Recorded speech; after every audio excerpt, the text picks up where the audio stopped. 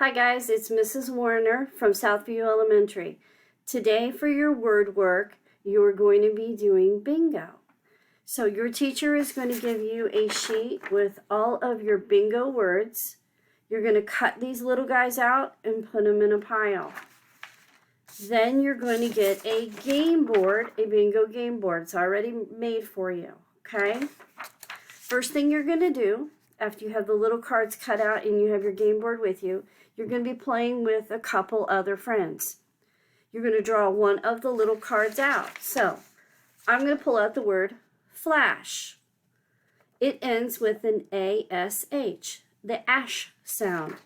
So, you're going to read it. Everybody's going to look on their boards for a word that has the same ending sound.